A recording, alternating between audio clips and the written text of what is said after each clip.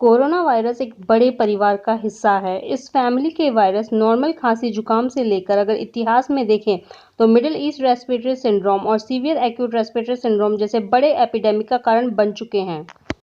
Corona family के इस virus का नाम कोविड-19 क्यों रखा गया? CO for corona, VI for virus, D for disease और 19 इसलिए क्योंकि सन 2019 में वुहान प्रांत चाइना से पूरे विश्व में फैला था।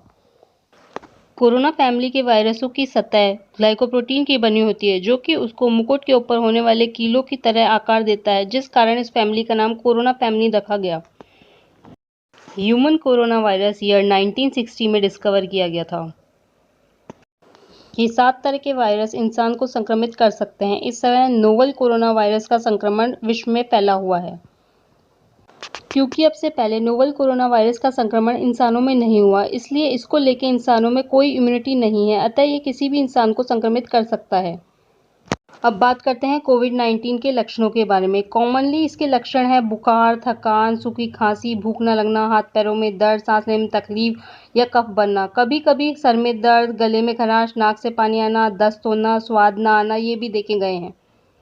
अब बात करते हैं कौन से टेस्ट किए जा रहे हैं कोविड-19 को डिटेक्ट करने के लिए। PCR टेस्ट, जिसमें throat swab, nasal swab, endotracheal secretion, bronchoalveolar lavage, but these two can be hazardous for the health care professional. इसके अलावा detection of IgM and IgG antibody by rapid antibody test.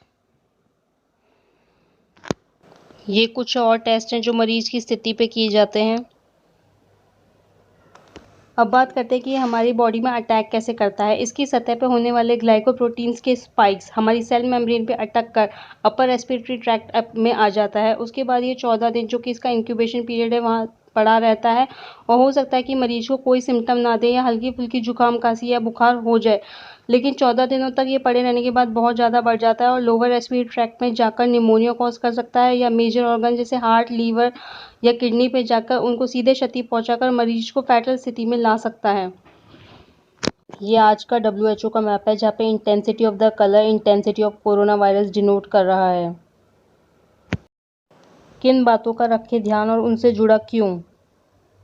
नियमित तौर पर अच्छे से हाथ धोएं, जिसके लिए या तो साबुन पानी या अल्कोहल युक्त हैंड रब का प्रयोग करें। क्यों? ताकि अगर आपके हाथ पर वायरस हो तो साफ हो जाए, अन्यथा वो हाथों से मुंह पर लगकर, नाक पर लगकर आपकी बॉडी के अंदर जा सकता है।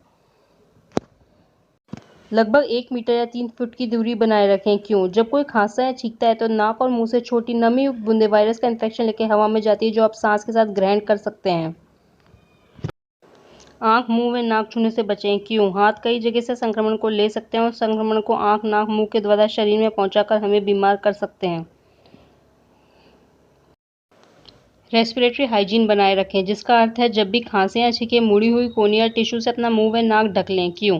बूंदें वायरस के संक्रमण को फैलाती हैं। रेस्पिरेटरी हाइजीन से आप अपने व आसपास के लोगों को कोरोना या अन्य संक्रमण से बचाते हो। अगर आपको बुखार, खांसी या सांस लेने में तकलीफ हो तो चिकित्सक से परामर्श लें। अगर स्वस्थ नहीं है तो घर पे ही रहें। क्यों? यह आपको जल्दी ठीक होने में मदद करेगा और दूसरों में संक्रमण फैलने से रोकेगा।